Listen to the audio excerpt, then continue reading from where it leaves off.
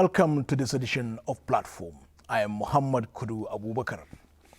Since its establishment 46 years ago by Decree number 24 of 22nd of May 1973, later repealed and replaced by Decree 51 of 1993, which is now known as the National Youth Service Corps Act, CAP number 84, Laws of the Federation of Nigeria.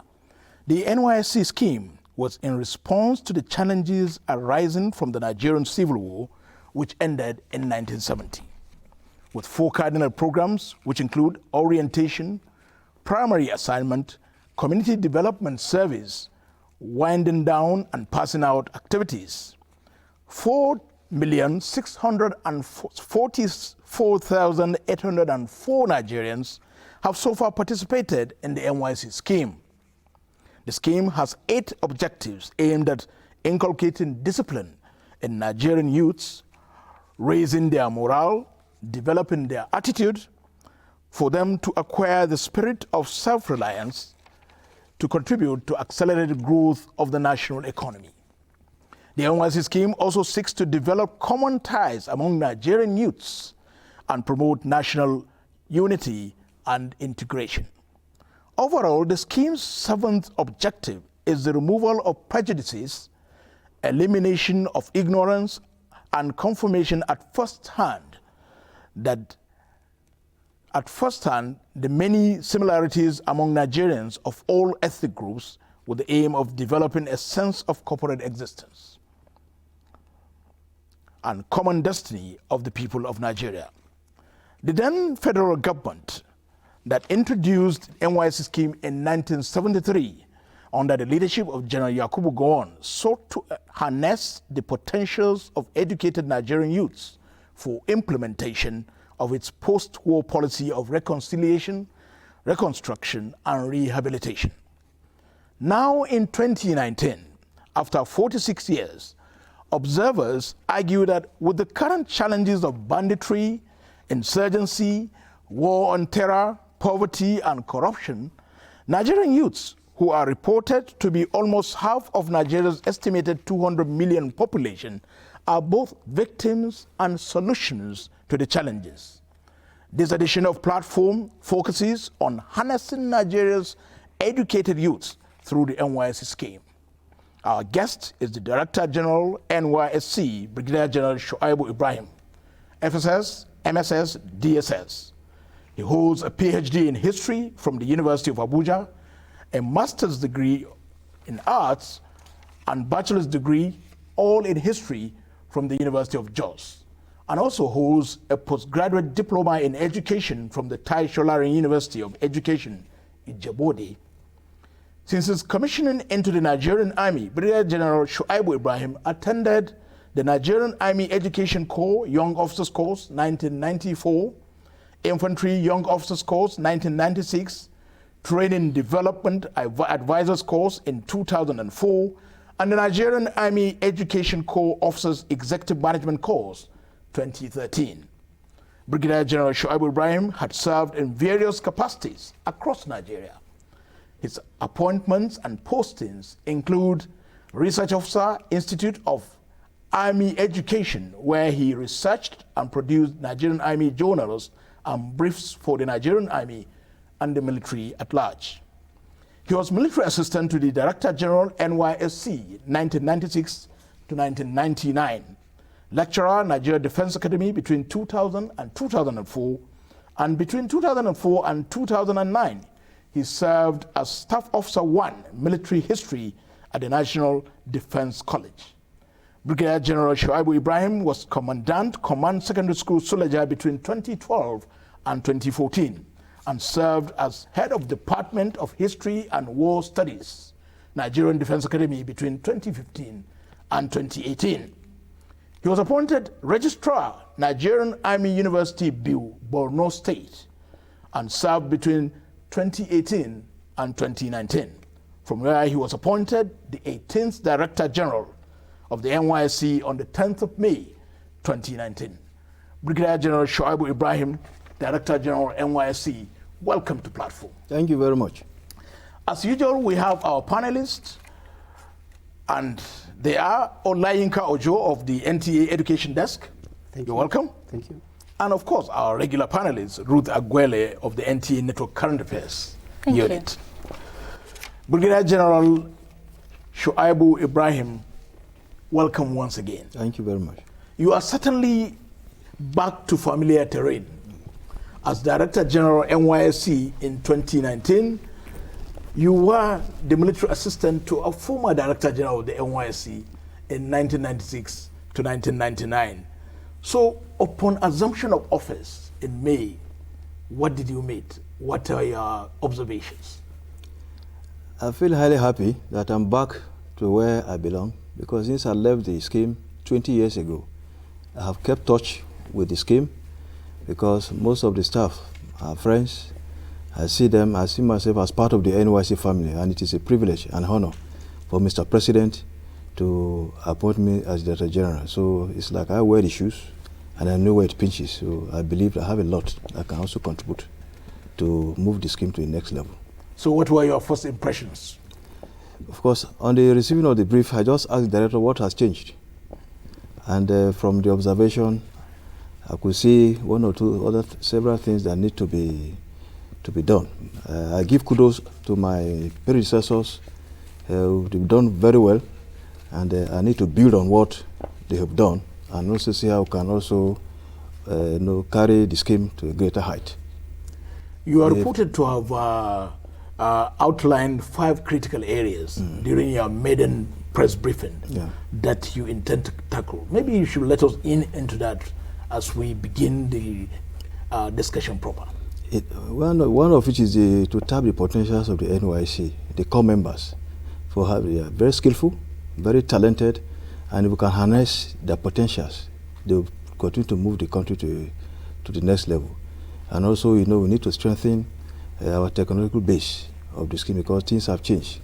When we're there, our mobilization process was manual. But on assumption of office, I can see there's a lot of improvement. We've gone IT now, and I need to build on it to see how we can further computerize our operations. And also the issue of security and the welfare of the core members. I need to also work on that, as well as the welfare of my staff. It's very, very paramount to me. And then also NYSC, of course, cannot do it alone. There is a need for us to collaborate with other stakeholders, and that is on assumption of office. I took the pains to go around our various stakeholders and collaborating agencies so that we can rejig our partnership, so that we can see how we can move the NYSC to a greater height. Okay, sir, you said one of your priorities in the scheme is the welfare of core members. With regards to the new minimum wage, what are your plans? I've been asked this question. I've gone around the 37 camps of the Federation, and most of the core members asked me about the new increment minimum wage, and I told them that we are waiting directly from the federal government, because by the policy, the moment there's an increment in the minimum wage, the core members also stand to benefit. So we wait for further directive from the government. By the time it is concluded, we'll pass information to the core members. Okay, and from what you're saying, of course, the welfare is what you're looking at. But the core members are also expected to contribute meaningfully to the various communities they're posted to. Now, would you say from your observation, since you've been following up the scheme and now you're the head of it, are they really doing, you mentioned potential earlier, are they really contributing? Are they really, what would you say about our core members today? The core members are contributing a lot. In the area of medical, if you go to any rural areas in this country, you'll find our core members. Area where others wouldn't want to serve or go to work, you see our core members. If you go to the escravos, the remotest of any part of this country, you see our core members giving their best. Go to the educational sector, they are there. We have what we call the community development service. In the community development service, core members on posting to their place of primary assignment, they integrate with the host community. It is their prerogative to study, look around and see what the community wants, and they build their projects around what the community wants. And with that, the community stand to benefit. That's why we go to all the nook and cranny of this country, you see our projects all over the place. And I know then in the past, I don't know if it's still applicable now, core members who contribute meaningfully for any project they do, there used to be an award, like best core members. Is that still applicable? It's still applicable. Okay. It's still applicable. We just had one in March this year, where Mr. President, represented by the Vice President, we had our National Honors Award. About 168 of them benefited from it. Once, as a award winner, you have automatic employment. You also get a certificate signed by Mr. President, and you also have scholarship to pursue your postgraduate program. The program is on, and we have what we call Hope Alive. So our core members will become capacitated as a result of doing the service here. Also get rewarded by getting automatic employment. So that program is still sustained. Now, almost 4.7 million Nigerians have passed out of the scheme as graduates of the NYSC in the last 46 years. Will you say the scheme is worth it? It's worth it, of course. These are figures of those who actually passed out. There are those who also come in, and the other way around, they fall out or thereabout, which they don't complete the service, so they don't have the certificate. People that were awarded the certificates were the one with those figures. If not, those who were actually called off are more than that. And the scheme is worth it. Just as I said earlier, the scheme has contributed immensely to our national development. There is no nook and cranny of this country. As I said earlier, you don't find core members. You know, in the medical, if you go to IDP, when I visited Borno State, I went to IDP camp in Meduguri, and I saw my core members teaching. You know, they integrated with the community. I said, we are told this is a core member, you will know. Except when they are in uniform, but they are all core members. In medical, you see they carry out outreach for the indigent people. You see there are even bridges. You see our core members, they get involved. In the theater, our core members are there. So they have a lot of potential that the country should continue to tap, because they are the leaders of this country. When you see they are in all the crannies of Nigeria, that brings us to the challenge of security. Yes. What are you doing about that? You know, we're into partnership and collaboration with our security agencies. Where there are challenges, we don't post our core members there. Where there are issues of security, we go through our security agency, they assess the situation and advise accordingly, and we comply. Once there's an improvement in the security, we'll post our core members there. So we have such an arrangement on ground, and we're not having any challenges when it comes to the issue of security. But we still get to see some core members still influence their posting. A lot of them don't want, like maybe people coming from the south who want to go to the north. And if from what the anchor said about the NYSC scheme, which was meant to create harmony between Nigerians. Now, if they continue influencing their posting, do you think the whole purpose of this scheme will be achieved? Because it's supposed to be an interaction. Yes. Yeah. Of course, it is when you are a chance, maybe do the next orientation exercise, I will invite you to accompany when I go on tour. You see that some of these, of course, are there. In any organization will have some bad eggs. One or two, of course, once they apply for change, it does not mean that the entire organization is thrown above board. Those who apply for concessional posting, sometimes will find time to educate them. I can assure some of them change. They change their mind where they get posted to places other than maybe where their parents out of fear. For security. When they get there, I can assure you that this core member, they stay. Well, we lost 3 core members, unfortunately, in Katsina recently, and the victims are all from the southern part of the country. You know, they're from the southern part. If you go to Katsina, Sokoto, Zamfara, you see them there, because they are younger ones and they are very adventurous, and they are very patriotic. They want to serve. But what about their parents? Of course, we try to allay the fears of the parents. We allay the fears of the parents, and me as the management, we try as much as well to carry the core members aboard. Their welfare is very, very paramount to us, and that is why if you observe, wherever there are issues, I'm there within a short notice to encourage them. And for challenges or security, I don't think we have much problem, because we're into partnership, just as I said earlier, with the security agency. We get advice, they monitor activities, and the government is very, very serious on the welfare of the core members. You could see when we lost during the sheer protest in Abuja, we lost a core member, a patriotic Nigerian. You could see the patriotic, the government, the president issued a statement.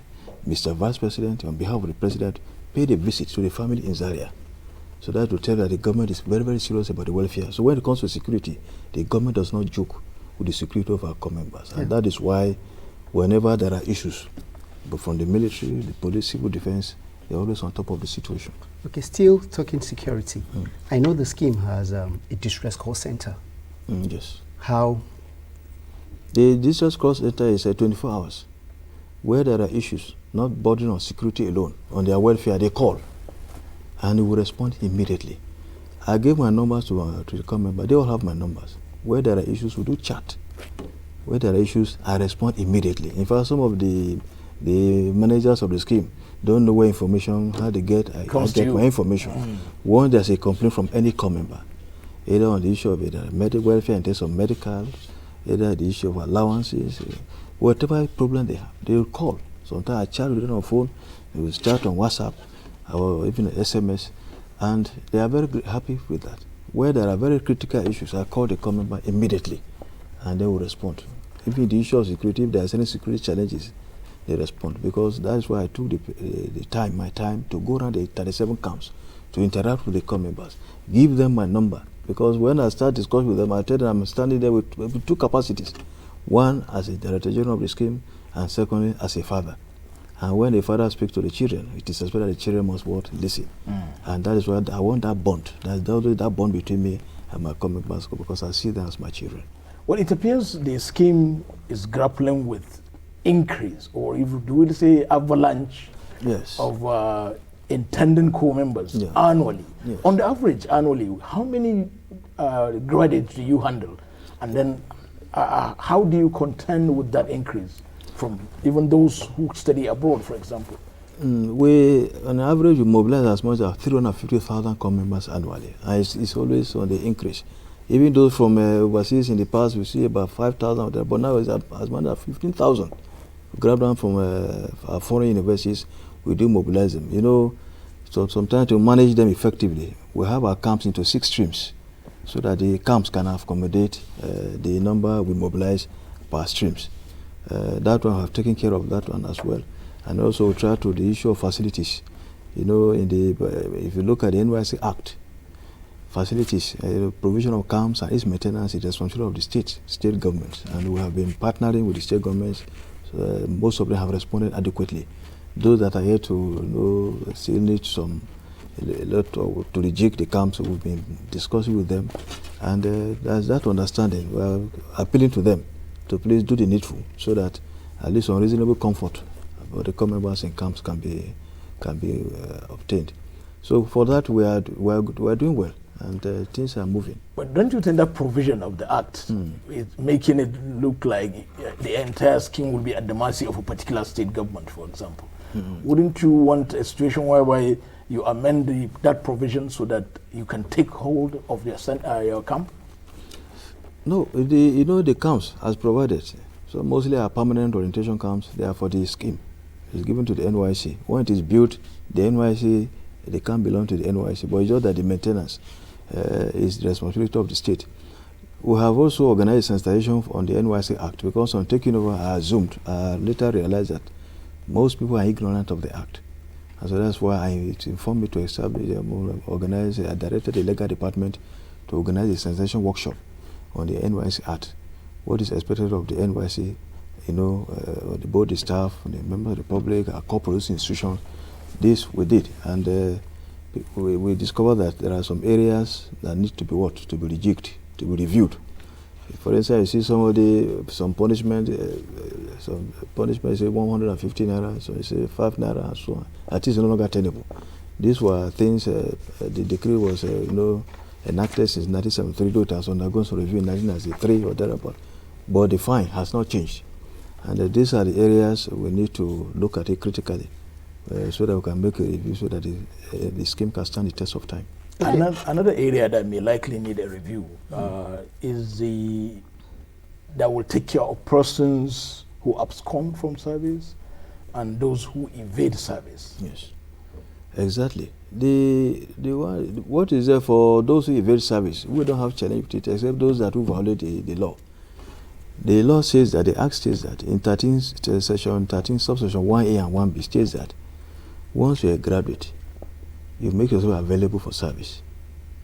And then failure to make yourself available for service, you will be prosecuted. You go to a jail term of 12 months, or a fine of 2,000 naira, or both. But you know, for local graduates, automatically once you are a final student, we have two categories of list that is forwarded to us. Those for exemption, that is above 30, and those for service. Automatically you are mobilized or you are exempted. But for foreign graduates, we don't control them overseas, but once you graduate, you are supposed to make yourself available to the NYSC for documentation. If we are in doubt of your institution, we'll go to the Federal Ministry of Education for what? For accreditation. And once it is cleared, we'll mobilize you. So it is not a responsibility for NYSC to look for you. It is you, once you graduate, for the foreign graduates, you come to the NYSC, you make yourself available for us, for you to be mobilized. Any plans in the near future to review the act about the exemption of people from 30 years above? Because a lot of people I've met that will graduate, some people still want to experience that, you know, NYSC thing. Well, as far as we are concerned, you know, for it to be reviewed downward to 30, there were issues. You know, above 30. Before we don't use age. Once you are a graduate, you are physically mobilized. Yes. But you know, because of the expansion, when the scheme started, about 2,000 only were mobilized in 1973. When I just mentioned to you that we mobilized as much as what, over 350,000. You know, the body on the government as well. You know, competing demand for little resources and so on. So, and that is why if you look at the budget of the NYSC, you see billions coming to the NYSC. The money is what? It's co-members allowances. By the time you deduct the co-members allowances from the budget that comes to the NYSC, we are left with just a little. So, and then you see about 100 and something billion naira. If you look at it, you say, NYSC, this budget is the allowance of commerce. So by the time there's an increment, you know, the government will have to think out of the box to see how we can sustain. And that is why that informed the review downward to 30. And we are talking of an increment also now for the new minimum wage. We also have to look inward again to see how the scheme can be sustained. Okay, sir. I know great economies of the world are driven by entrepreneurs. Yes. And one program that is so dear to the heart of the NYSC is SAID. Yeah. In its last 7 years, how has SAID fared, and then what is the number of entrepreneurs that this program has produced? So that is the skill acquisition and entrepreneurship training department. We realize that, of course, on completion of a service here, jobs are not readily available for all the core members, so ex-core members. So the NYSC came up with a policy in 2012 on the need to introduce entrepreneurship training for our core members for both in-camp and post-camp training, so that at the end of the day, at least they have something to fall back on. And we have our stakeholders, the CBN, Bank of Industry, and others, who have also availed these core members soft loans who wish to start their business. Most of them have done with the ex-core members who were focused, were disciplined, and serious. Are doing very well. We've been monitoring their performances. Apart from being self-reliant, we realize they are also now being employers of labor. And that's why I took it upon myself to ensure that I talked to these core members one-on-one during the orientation, that they should take the training very, very seriously. At the end of some of you may get a job, but having started, if you start a business, you can in turn employ others to continue the business while you do other job. And they are taking this training very, very seriously. Okay, what about, in as much as the NYSC is also helping to improve their lives, some of them are not showing interest in the skill acquisition. Some of them prefer to be, you know, go for the white collar jobs and all of that. Now, is there anything the NYSC is doing to ensure that when these core members are deployed to their place of primary assignment, their welfare there is put in check? Because a lot of core members are posted to place of primary assignments and they're not, you know, achieving what they're due right, what they're supposed to achieve. You see some of them become errant people, some of them don't even, you know, gain anything from where they're being posted to. Is the NYSC putting a check to that? We put a check to that. If you remember, we used to post most of our core members, some to banks and so on. This issue you raised came up and we have to stop it. we post core members to where their potentials can be tapped. Because at the end of the day, of course, they gain experience from the process. And that is what we do. We don't just post core members to where they'll be used as T-girls or T-boys or whatever. We will not accept that. We will not accept it. The skill acquisition, just as I said earlier. Do you do random monitoring to see how they are faring? We do. We have inspectorate division, and the community inspectorate division where we go around our core members to see what they do. And we have skill acquisition centers now. We have built a magnificent one in collaboration with Access Bank in Gombe, and others are also coming on board. We have also, during my advocacy visit to governors, they have skill acquisition centers at the states, and some of them are willing to avail it to the core members for use. We have the craft village in Katsina.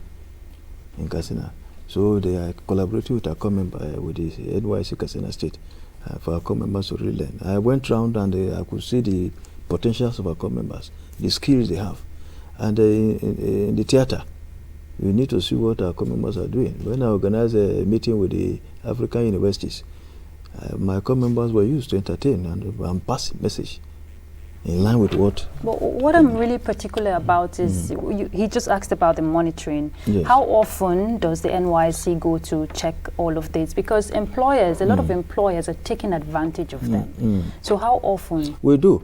That's why we have a co-employers workshop where we bring all the co-employers together, we interact, we interface, and then review our activities where there are challenges, the success and challenges, and then we ready to act.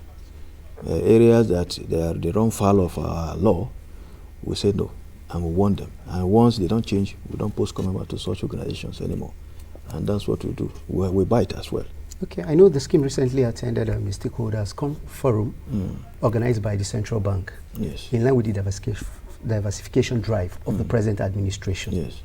And I know the scheme has a lot of farm settlements. Yes. What is the scheme doing to revive some of these settlements, these farm settlements, as well as your garment factory? Yes. One of my cardinal program is rejigging the skill acquisition and our ventures. This we have started. We produce some of our uniforms too. When I went around the one in Mina, and I said they should be providing supplying to the scheme. And also we are now trying to promote local content in line with the government policy. This we are trying to do. Our farms, since we are coming on board, we've been expanding. We're trying to produce birds. Even the last orientation, some of our farms supply these birds to our camps. And we're trying to work and expand so that we can also, our food items can also be, we produce them. And also we have rice farms, and we produce much. So during the orientation exercise, we got some of this rice to our camps to feed our core members. And we want to continue to build on it. I've directed that I want all the states also to set up bakery, water factory, and so on. This we have one already in Kubwa. We have a bakery in Kubwa. We have triple water factory also in Kaduna, and so on and so forth. So we want to expand that so that all the states of the federation should have it, so that instead of buying bread from the market, we take them from our bakery, give our customers, and in turn also sell, get approval from NAFDAC, so I can also sell to the general public. Because we have to start thinking out of the box, so that we see where we can also see what the government is doing. We need to look inward to see that we also come in and alleviate what the government is expanding on the scheme. And that is why the issue of review of the act will also come in, so that we can have a leverage to go into establish other consultancy services, because the scheme, all the core members are all discipline from all fields, human endeavors, so we can tap on this discipline, see how we can also generate revenue, and also augment what the government is expanding on the scheme. Apart from having the entrepreneurial scheme and the skill acquisition and all that, are you thinking of bringing in the private sector to support the scheme in terms of funding and logistics? Yes, of course. That's why we're going to partnership. In the skill acquisition, we're going to partnership with several stakeholders. And like the British Tobacco, they were with us recently, and among others who are willing to partner with us, even see they can even bring in resources to augment the government, because they believe that the youth as the engine of growth NYSC mobilize so large number of youth, and they can always penetrate, achieve their mandate through the NYSC, and that's why they are trying to partner with us, and we are getting there. Okay. What about the capacity of the coordinators of these core members? Yes. How would you rate the level of the capacity of the coordinators of the NYSC? Yes, my coordinators are doing very well. I have peer review mechanism. I go around and I told them that they should peer review things amongst themselves. Where one coordinator is excelling, you should ask why and what is this, so I can peer review and also build on it. But I can assure you the coordinators are doing very well. Those that I found wanting, I'll get you out of that place immediately. Because I don't want to take nonsense. Well, the welfare of my core members is very, very paramount. I say where there are issues, immediately they have to tackle it. They cannot do otherwise, because when they see me give my numbers to core members, I send text to them, forward complaint from core members immediately to them, and I act. And when I go on tour of camps, nobody has my itinerary. Okay, sir, you just see me appear in your camp. Okay. I just appear in your camp on schedule, and I continue my work. Wherever the coordinator is, he joins me from where I'm doing either inspection of facilities, seeing how the food the core members are eating, and so on. So mostly they don't know my itinerary. Because why did I do so? Because I want to put everybody on edge, so that everybody should be up and doing. Because if I should tell them this is my itinerary for the orientation, that from Ondo I'll move to Oyo, from Oyo, no. You see me in Sokoto, the following a day or two, you see me in Akwa Ibom, from Akwa Ibom, and that is how I do my, all the coordinators, they're on their toes, and are doing a wonderful job. Because they know the welfare of core members, I don't joke with it, and I don't want to hear any complaint from any quarter on my study coordinators, so they're doing well. Yes, with the increasing number of youth core members yearly, you recently went round the recently concluded orientation exercise, where some fake core members were apprehended. At present, they are registering. Prospective core members are already registering. What modalities do you have in place now to checkmate some of these anomalies? Coming on board, I realized that we interacted with some core members, and when you see the language and so on, and also we got letters from core employers complaining that the quality of some of these core members posted to them is quite alarming.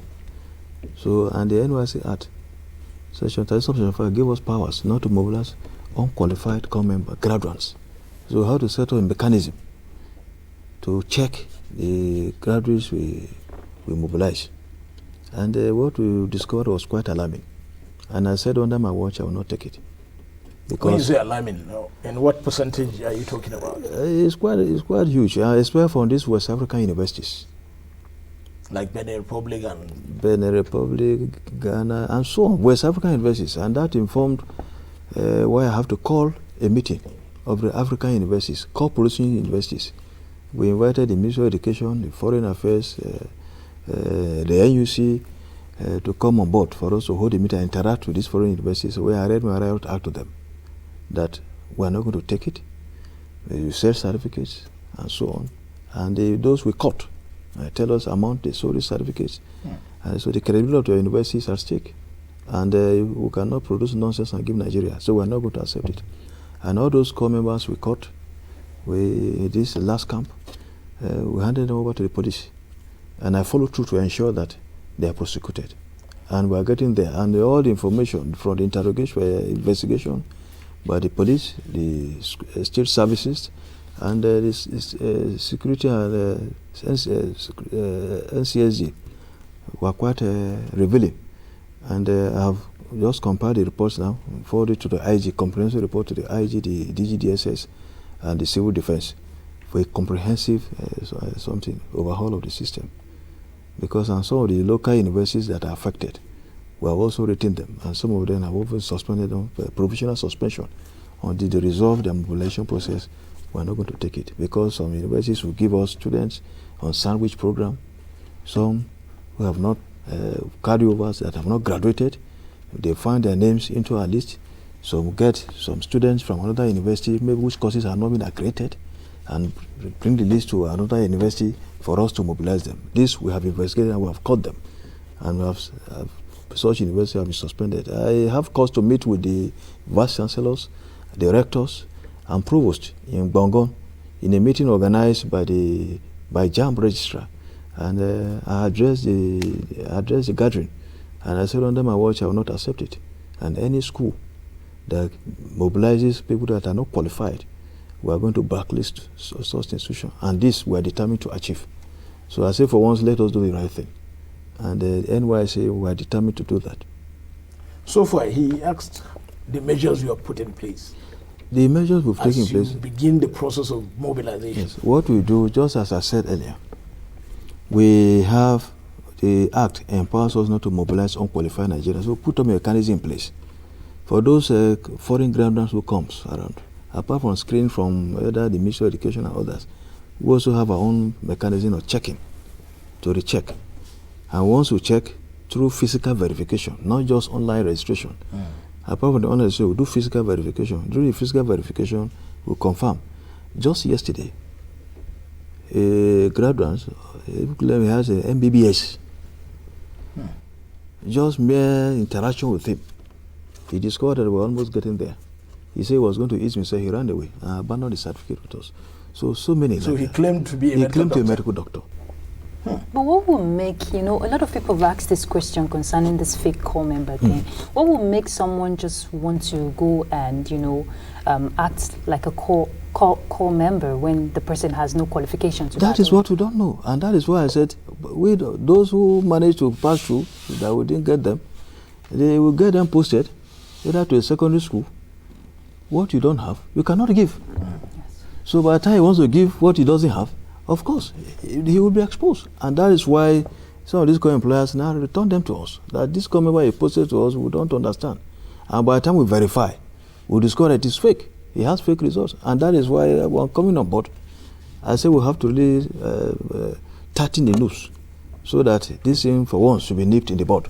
And we are getting there. I remember I was interviewed some time ago. I said we are going to go by sea, and I want to appeal to our parents to please to monitor the activities of their children, their ward.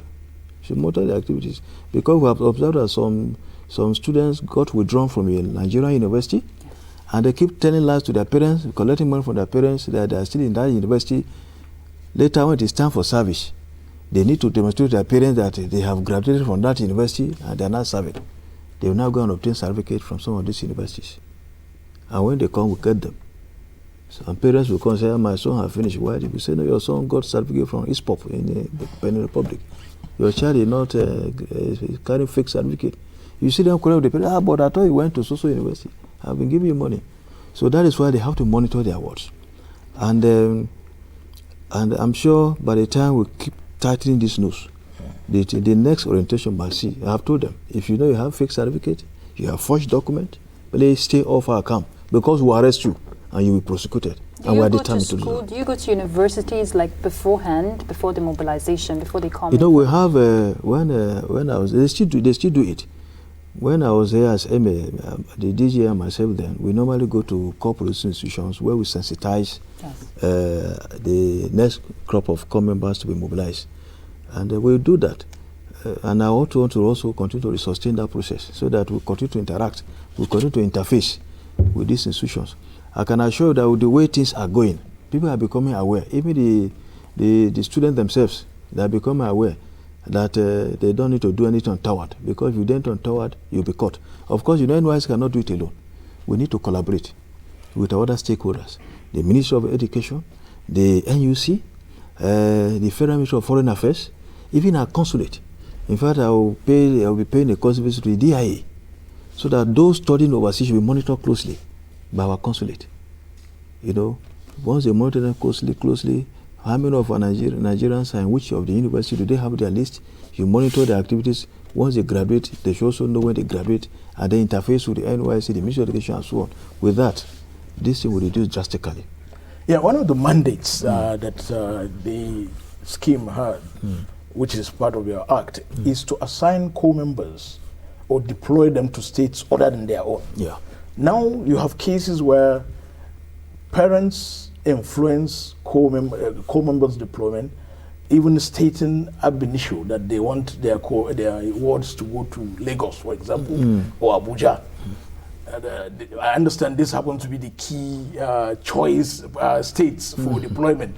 And is it true you also reserve these states for foreign students, students who graduate or graduates from abroad?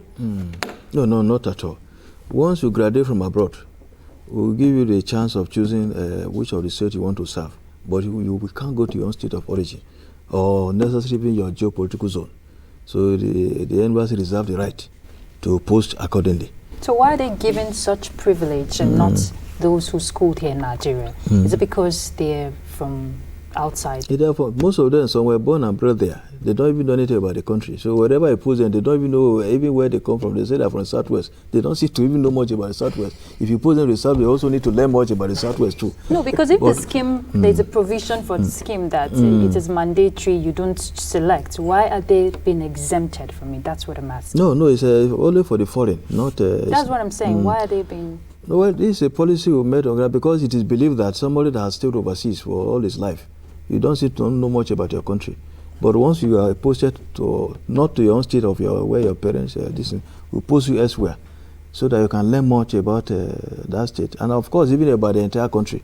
Because when they come, they don't even know anything about Nigeria. So we're born and bred there. When you served as MA in 96, 99, this kind of issue was not a big issue. Now it is even a scam. So what are you going to do about it? This we are doing. You know, some either for fear of security or thereabout, we try to educate the parents because some of these students are adventurous. They want to explore. I've seen some parents say, please post my daughter this. When they go and do it, the students, these core members come and say, I didn't ask for posting. I didn't ask for posting, so I'm not going. And so when they go to states, they fear. They say posted to say Zamfara State, they fear. They say there are bandits and so on. That after the orientation, they are going to relocate. But when they get the letter, they change their mind, say they want to stay. And also, we'll need to also let them, we'll make them to understand that if you relocate, you stand to lose certain benefits. If you look at the guidelines for winning of national award, the moment you relocate, you are no longer qualified. I see. Because as a Nigerian, it is believed that you can serve anywhere. If other Nigerian states in where the insurgency are, you as a Nigerian, supposed to be sympathetic, go there and render service. After, if you go to the conflict zones, there are people who are not Nigerians who are also rendering service there. So as a Nigerian, you should be ready to what? After all, the oath you took, that if it means paying a supreme sacrifice for your country, so be it. I hope you understand what I'm saying. So, and some of these commoners, they are very adventurous. They serve. If you go to Bono, the recent orientation will have you 1,008. There are many. They are still there serving. Well, that's why I just mentioned to you, some of our members who died unfortunately. That's it. When I went there, I just got there over the southern part of the country. I was shocked. So it's just, of course, in any society, you are bound to have these challenges. It's there. But I can assure you the NYSC will try as much as possible for something that will truncate our activities. We're not going to accept One it. nationalistic and patriotic activity that the NYSC has been rendering to this country is their involvement in elections. Yeah. Upon assumption of office as DG, again, I'll take you back to when you were ME, because you can gauge the trend and even tell us what progress has been made in that respect and what need to change, what need to be reviewed, maybe from the side of the NYSC or INEC itself. Of course, the partnership between the INEC and the NYSC is one of the greatest contribution NYSC has contributed immensely, because recently the European Union observers, they honored our core members who did extremely well during the last general election. And the comment from the observer said, and even the INEC chairman, that NYSC added credibility to the electoral process in this country. That if not for NYSC, they wouldn't have had a credible election. We see they are neutral. Because somebody from Sokoto State is conducting election in Anambra. He has nothing to this because all is after what? Let there be credible election. And that was why the core members were honored. In fact, INEC has promised now that those who excel will be given automatic employment by INEC. Of course, there are areas that we need to look on. They give them insurance, and then is insurance enough or not? Or there are other issues, the issue of payment of allowances, maybe some on logistics and so on. These are issues, even the INEC chairman himself also raised it, that the issue of our partnership, some areas we need to rejig. So we are going to work on it and see how we can further review the activities. But I can assure you the NYSC, the core members have done extremely well, and their conduct and their contribution to the electoral process has added credibility to For our example, there is an upcoming election now in Bayelsa and Kogi. Yes. So how far has INEC contacted you? Yes. Incidentally, the INEC chairman was my teacher. He taught me in 1985 as a core member.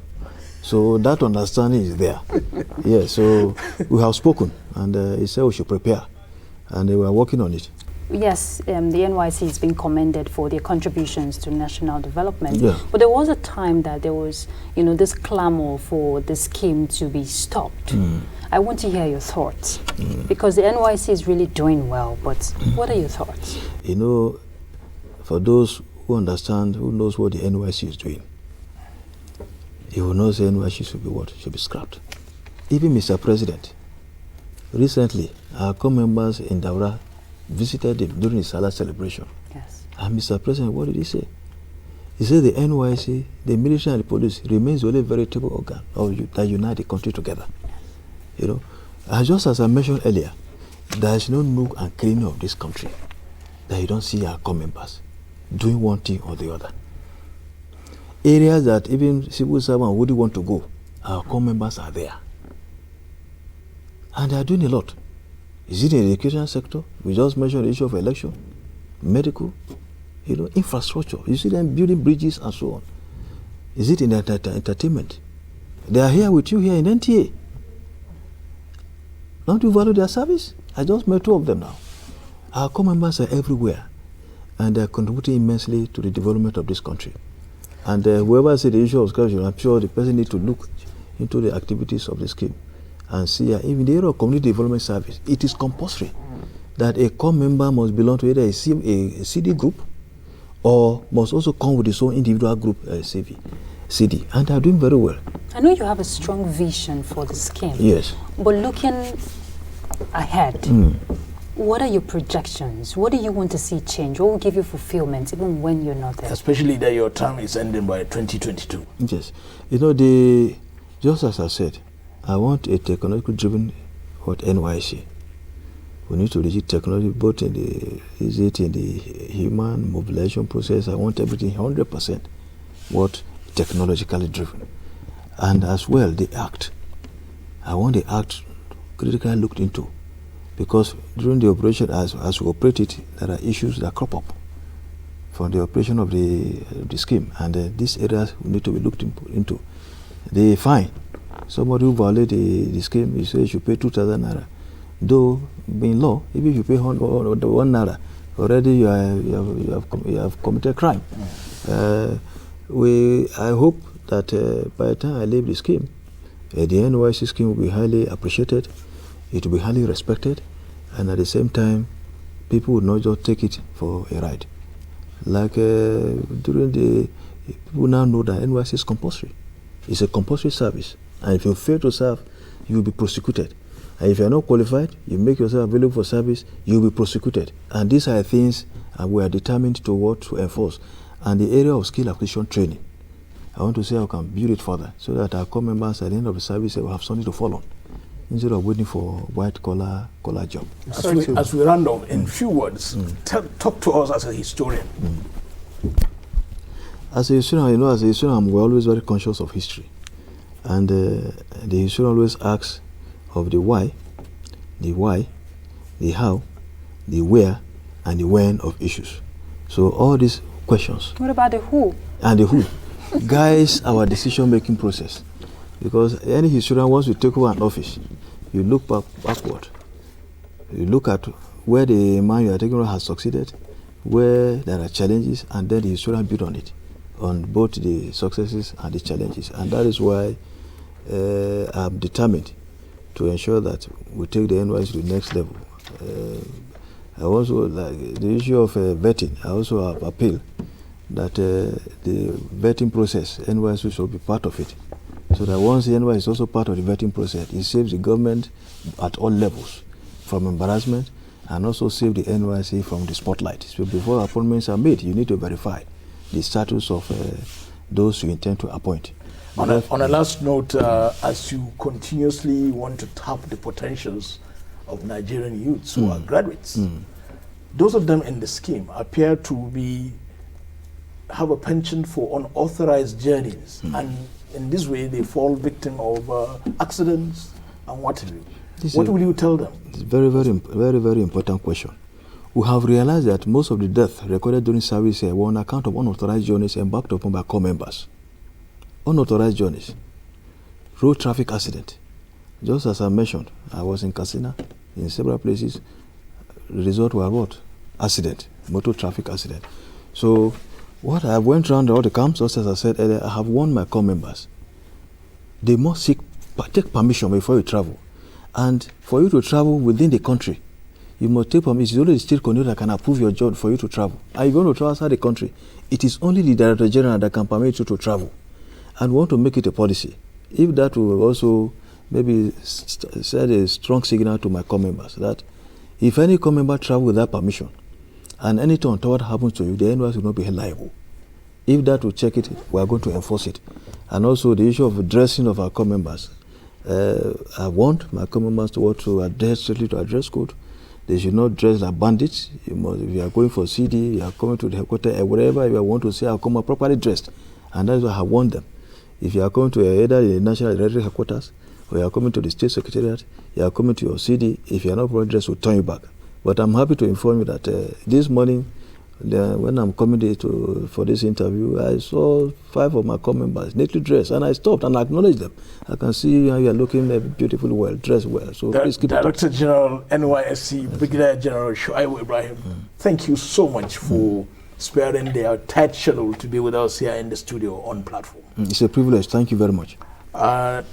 Once again, our panelists, Olainka Ojo of the NTA Education Desk, thank you for being here. Thank you. Of course, Ruth Aguele of the NTA Network Current Affairs Unit, thank you. Thank you. Thank you. The Director General of the NYSC has been speaking to us in the past 50 minutes, talking about NYSC harnessing Nigeria's educated youths.